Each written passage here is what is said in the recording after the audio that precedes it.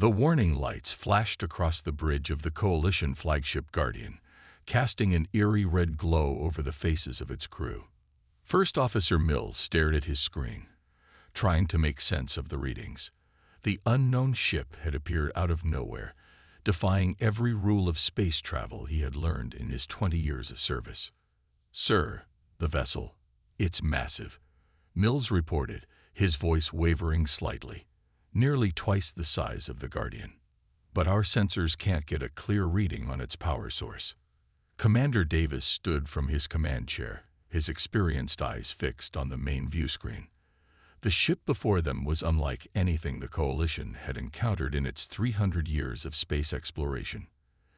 Its dark hull seemed to absorb light rather than reflect it, and strange patterns of blue energy pulsed along its surface.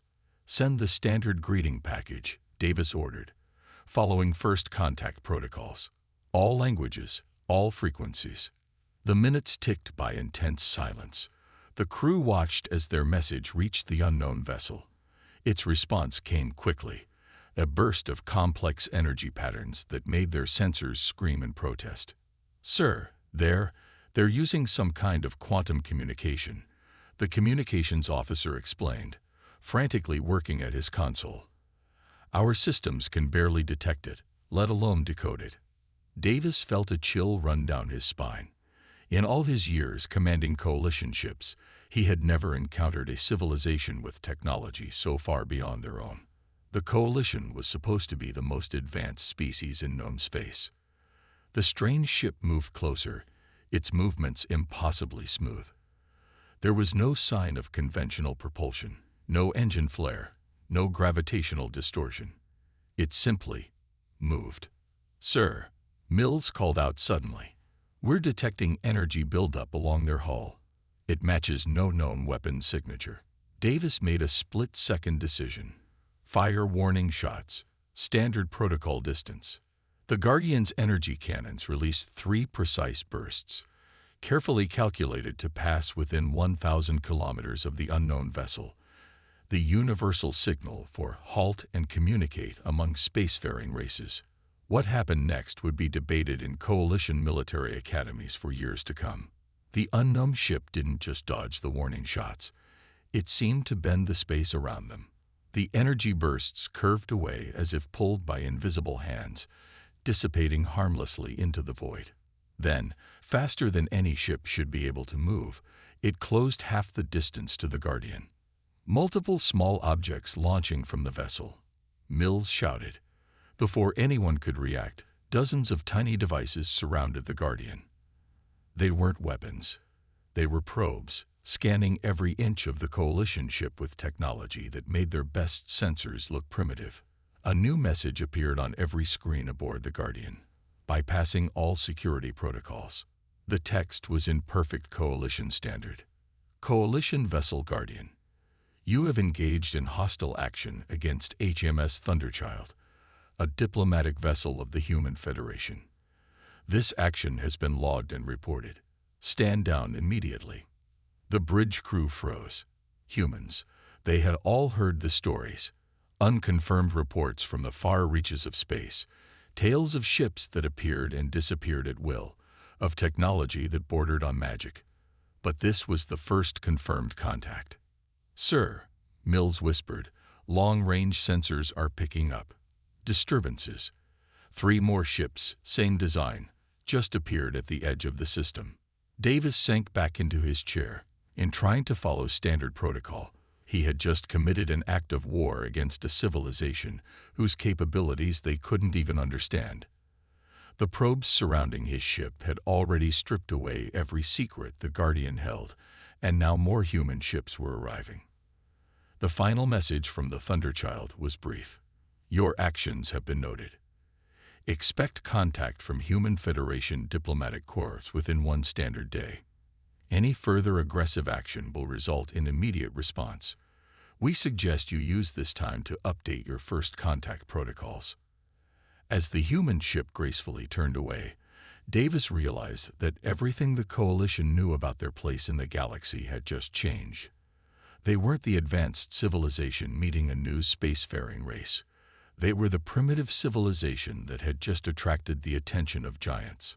The warning lights continued to flash, but now they seemed less like a signal of danger and more like a countdown to a new era. An era that would begin with the words that would soon be repeated across Coalition space. Alert! Human warship approaching fast. The Coalition Emergency Council chamber had never been this full. Leaders from all 17-member worlds sat around the massive circular table, their faces lit by the holographic display showing the HMS Thunderchild incident. They had watched the recording 12 times now, and each viewing only raised more questions. "Play it again," ordered High Commander Thompson, his weathered face tight with worry. "Focus on their reaction to our warning shots." The room watched in silence as the energy beams curved away from the human ship. Nobody spoke as the probes effortlessly breached their best military vessel's defenses. The recording ended with the human ship's departure, leaving the Coalition's finest warship looking like a child's toy in comparison. "We found something interesting in the archaeological records," announced Dr. Wilson, stepping forward with a data tablet. She was the Coalition's leading expert on emerging civilizations.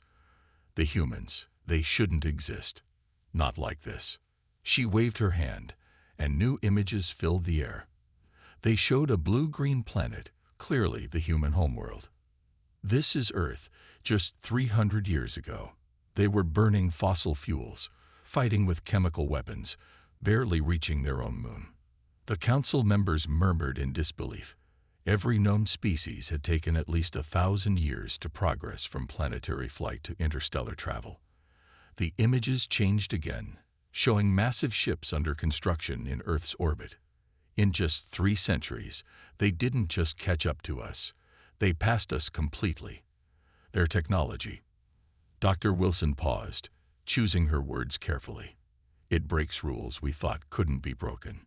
A junior officer burst into the chamber, breaking all protocol. "Urgent news from the border stations.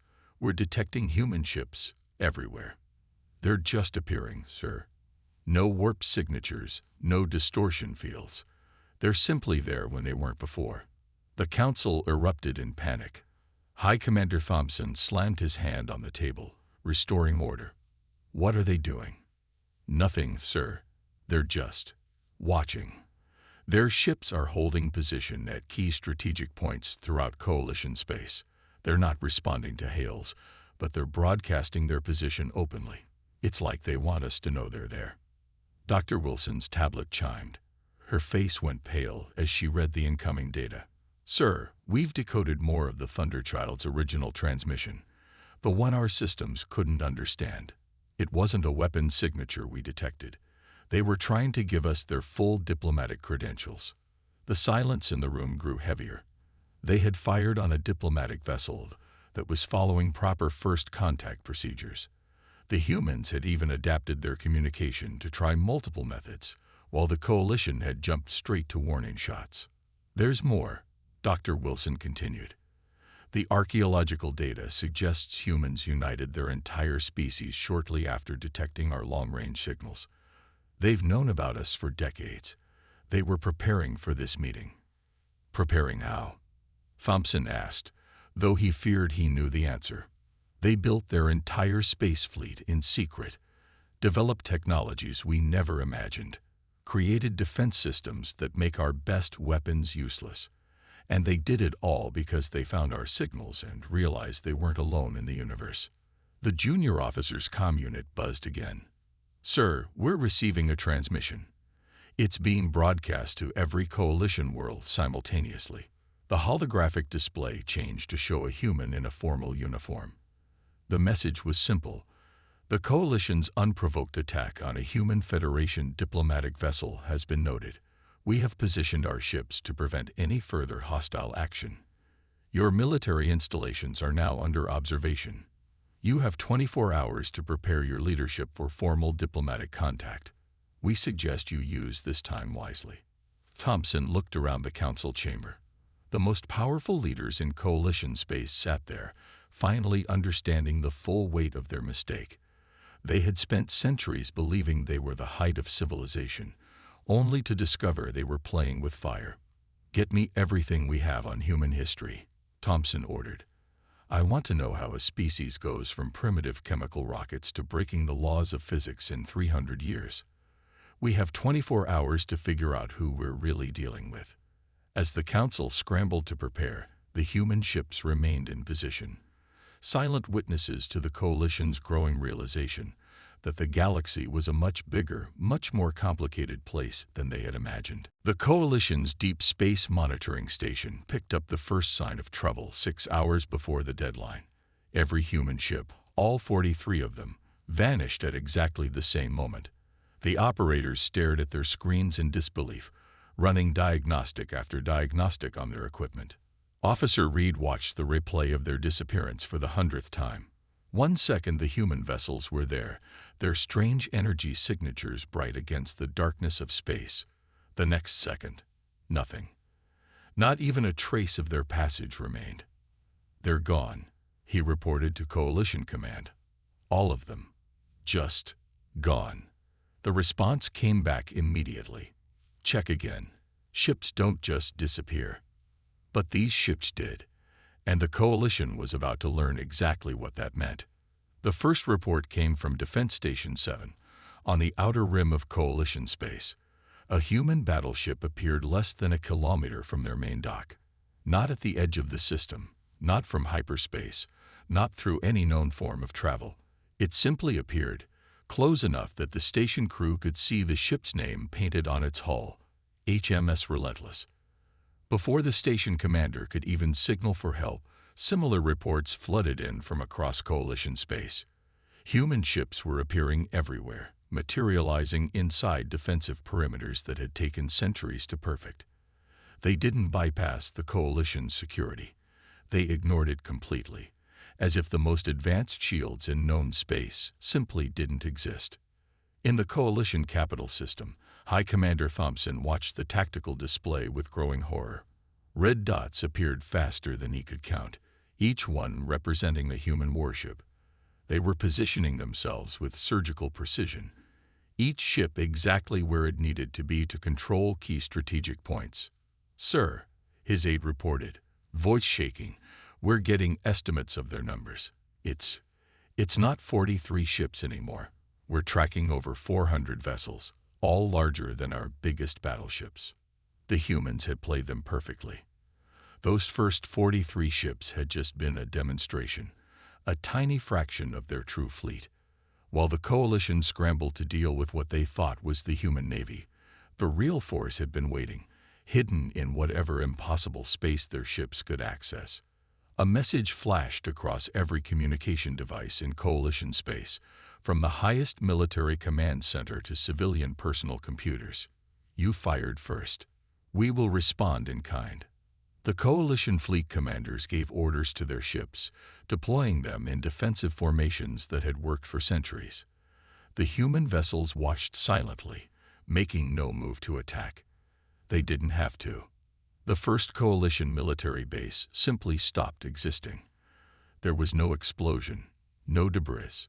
The entire facility vanished, leaving a perfectly circular hole in the ground. Before anyone could react, it happened again. And again. Military installations across 17 worlds disappeared one after another, each removal precise and controlled. "They're not killing anyone," Thompson realized, watching the casualty reports. Every facility had been evacuated seconds before it vanished, its personnel finding themselves safely transported to nearby civilian areas. The humans were performing a surgery, cutting out the Coalition's military capability with incredible precision, while leaving everything else untouched. Another message appeared. "Your military resources are being contained. Resistance is unnecessary and will be prevented. Prepare for diplomatic contact." The Coalition's most advanced warships tried to fight back. Their weapons either missed completely or were absorbed by the strange, shifting fields around the human vessels. Some Coalition ships attempted to ram the invaders, only to find themselves gently but firmly pushed off course by forces they couldn't understand. In the capital's command center, Thompson received the final count.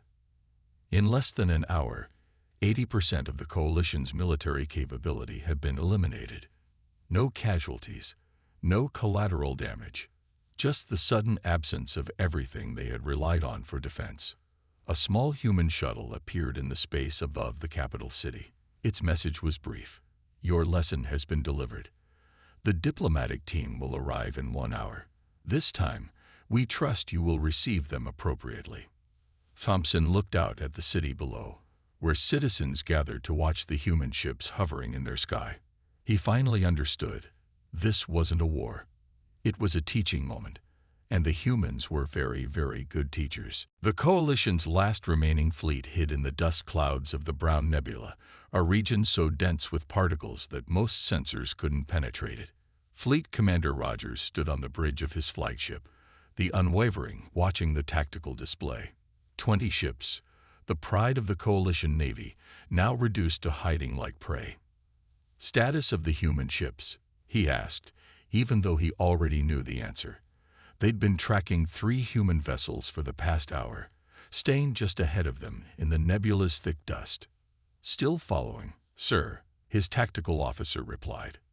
They're not even trying to hide. Rogers nodded grimly. The human ships made no attempt at stealth, broadcasting their positions openly. It was like being hunted by something that knew you couldn't escape. Sir, the sensor operator called out suddenly. Energy spike from the nebula cloud itself. The dust around them began to glow, tiny particles lighting up one by one until the entire nebula shimmered like a sea of stars. Rogers watched in amazement as patterns formed in the light, and then horror struck as he understood what he was seeing. They're not following us, he whispered. They're hurting us. The glowing particles revealed hundreds of human ships, hidden in plain sight. They had transformed the entire nebula into a detection grid, tracking every movement of the Coalition fleet. The 3 pursuing vessels had simply been pushing them exactly where the humans wanted them to go.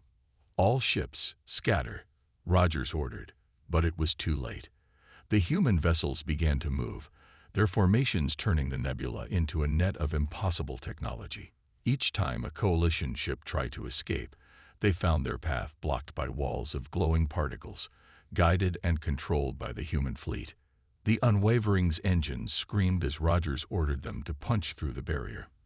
The ship hit the wall of energized dust and simply stopped, held in place by forces their scientists couldn't even begin to understand. A new ship appeared in the center of the trap, larger than the others. Its hull bore the name HMS Teachable Moment in bold letters. A transmission cut through all Coalition frequencies. An impressive attempt at evasion, but ultimately futile. Your tactics might have worked against enemies who fight as you do. We do not. Prepare for boarding. Before Rogers could respond, his bridge crew began disappearing. Not through any visible beam or transport effect. They simply vanished from their posts, one by one. Rogers found himself alone on the bridge, facing a tall human in a dark uniform who hadn't been there a second before. Fleet Commander Rogers, the human said kindly. I'm Admiral Stone. I believe it's time we had a conversation about the future of warfare in this sector of space. Rogers reached for his sidearm, but it had transformed into a cup of what smelled like coffee.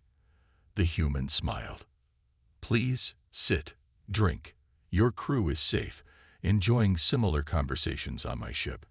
We find that refreshments help make these discussions more productive. The tactical display changed, showing the true extent of the human fleet's operation.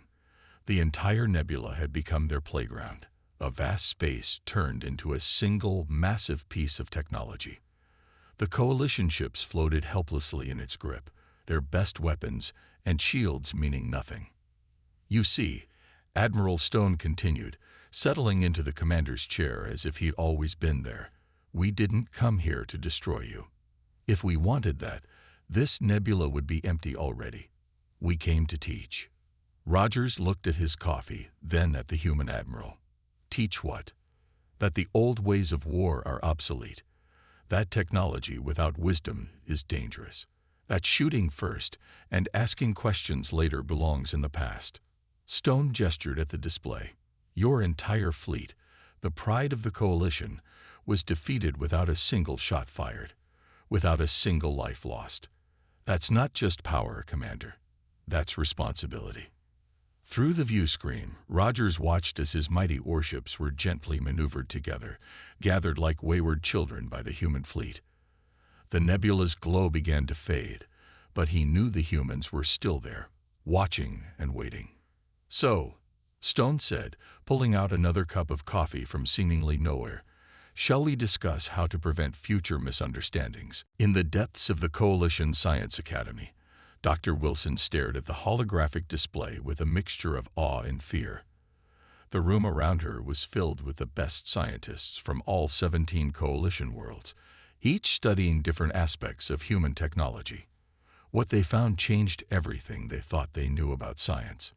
"Play that battle footage again," she said, pointing to the recording from the Brown Nebula incident. "Focus on the dust particles." The hologram showed the moment when the humans turned an entire nebula into a vast detection grid. One of her colleagues, Dr. Peters, stepped forward with his analysis. Each particle was transformed into a quantum sensor, he explained, his voice trembling with excitement. They didn't just control the nebula. They turned it into a single massive computer. It's like they can rewrite the basic rules of matter itself. More images flashed across the display. Human ships appearing and disappearing, weapons that curved space, shields that simply ignored Coalition energy beams. 3 weeks of studying the footage had given them more scientific breakthroughs than the last 50 years of research. But how? Wilson asked, more to herself than the others. How did they advance so fast? The answer came from an unexpected source. A junior researcher rushed into the room, carrying a data tablet filled with historical records from Earth. "You need to see this," he said, connecting the tablet to the main display. The images showed Earth's history, wars, disasters, climate change, and countless challenges that should have destroyed them. But each time, humans adapted. They survived. They grew stronger. "Look at their planet," the researcher explained.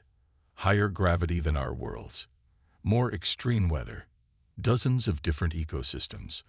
Their world tried to kill them every day. And they just kept adapting." Wilson watched as more data scrolled across the screen.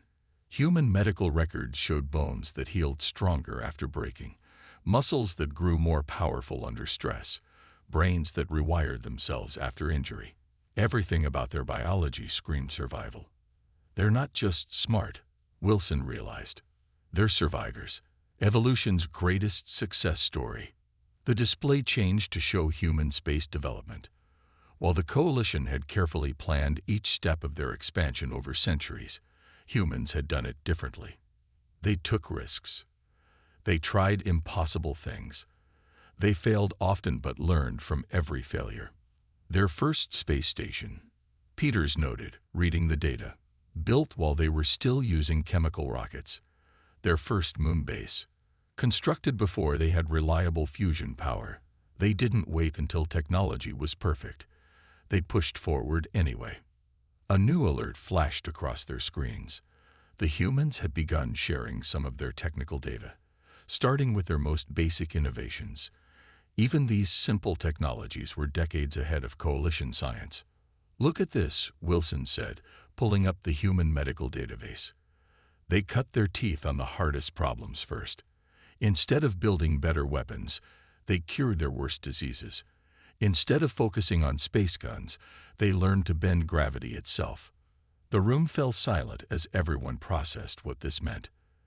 The Coalition had spent centuries building carefully on established science, never taking risks, never trying the impossible. Humans had done the opposite. They threw themselves at the hardest problems first, treating the impossible as simply a challenge to overcome. "There's something else," the junior researcher added, his voice quiet. "We found their education records. Every time they made a breakthrough, they shared it. Every advance, every discovery, given freely to their entire species. They didn't compete, they cooperated." Wilson looked at the battle footage again, seeing it with new eyes. The humans hadn't just beaten them. They had shown impossible restraint, a species that evolved on a death world, that conquered space through sheer determination, had chosen not to destroy them. "They're not just teaching us about their technology," she said, understanding finally dawning. "They're teaching us how to think differently, how to be better." The display changed one final time, showing a message from the Human Scientific Council. "Your species has potential. You simply took the safe path. We're here to show you a better way. Are you ready to learn?" Wilson looked around the room at her fellow scientists, seeing the same realization in their eyes. The humans weren't their enemies. They were the teachers they never knew they needed. The grand meeting hall of the Coalition capital was packed with representatives from all 17 worlds. They gathered around the massive circular table, watching as a human diplomatic ship descended from the sky. Unlike their warships, this vessel was bright and elegant, its hull gleaming in the morning sunlight.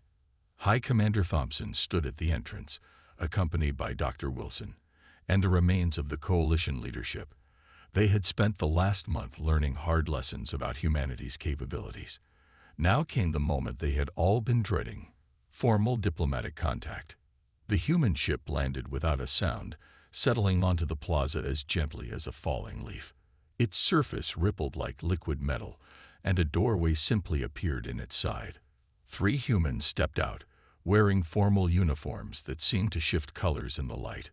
"Welcome to Coalition space," Thompson said, trying to keep his voice steady. "We are prepared to discuss terms of surrender." The lead human, a tall woman with silver hair, smiled warmly. "Surrender? Oh no, I think there's been a misunderstanding. I'm Ambassador Smith, and we're here to offer you something far more interesting than surrender." She gestured at the sky, and suddenly it was filled with images: massive space stations under construction, ships larger than cities, and wonders that made the Coalition's greatest achievements look primitive. "This is what we're building at the edge of human space," Smith explained. "A gateway to other galaxies. But we've run into a problem. It's too big for one species to manage alone. We need partners." Thompson blinked in surprise. "Partners? After we fired on your ship?" "That?" Smith laughed. "That was just a test. We needed to see how you'd react to a superior force. Would you fight to the death? Try to destroy what you couldn't understand? Or would you learn and adapt?"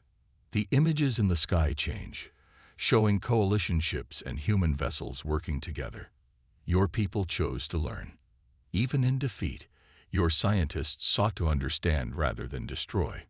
Your military leaders tried to protect civilian lives rather than fight to the last ship. You proved yourselves worthy. Dr. Wilson stepped forward, her scientific curiosity overcoming her caution. "The technology you showed us, the data you shared, it was all a test. The first lesson of many," another human diplomat added. "We needed to know if you could handle what we're about to show you. The universe is far stranger and more wonderful than you've imagined, and we need allies who can face it without fear." The third human raised his hand, and the air itself seemed to part like a curtain, revealing a view of another galaxy. "This is our real project. We found a way to bridge the gap between galaxies, but the physics involved, let's just say it takes more than one perspective to manage it safely." Thompson looked at the assembled Coalition leaders, seeing the same mix of fear and wonder on their faces that he felt. "Why us? Why not just do it yourselves?" "Because the best teachers are those who remember what it was like to learn," Smith answered. "Your civilization is where we were 300 years ago. You have the potential, the drive, and most importantly, the wisdom to help us take this next step." She held out her hand, offering a small device that floated in the air between them. "This contains the full truth about human technology, our real capabilities, and our plans for the future. Take it, study it, and then decide. Will you join us in making history?" The device spun slowly, emitting a soft blue light that seemed to reach into Thompson's very mind. He saw flashes of possibilities. Coalition ships jumping between galaxies, their people spreading across the universe, learning and growing alongside humanity. "There are other species out there," Smith continued, some far more advanced than us, others still taking their first steps into space. We've been watching, waiting, looking for the right partners to help us guide them. Your people have shown that you have the capacity to learn from your mistakes. That's rare and very valuable. Thompson reached for the device, his hand shaking slightly. And if we accept, then we start the real work. Smith smiled. Everything you've seen so far, that was just the introduction. Are you ready to see what humanity can really do? The device touched Thompson's palm, and the universe itself seemed to hold its breath, waiting for the Coalition's answer. 5 years after the Coalition accepted humanity's offer, the space around their capital world looked completely different. A massive station hung in orbit, its spiral arms stretching out like a blooming flower. Coalition ships moved alongside human vessels, their designs now a blend of both civilizations' technology. On the station's observation deck, Dr. Wilson stood next to Ambassador Smith, watching a group of young Coalition officers training on a human simulator. The officers' hands moved through the air, manipulating virtual controls that responded to their thoughts. I never thought we'd come so far so quickly, Wilson said, remembering the fear they'd felt when human ships first appeared in their space. Our people have learned more in 5 years than we did in the previous 100. Smith nodded, pointing to a massive construction project visible through the window. The Gateway prototype is almost ready for its first test. Your engineers brought some fascinating insights to the project. We never considered using quantum folding that way. The Gateway was their greatest joint achievement, a massive ring of technology that would allow ships to jump between galaxies in seconds. Coalition mathematics combined with human innovation had solved problems that had stumped both civilizations separately. Alert!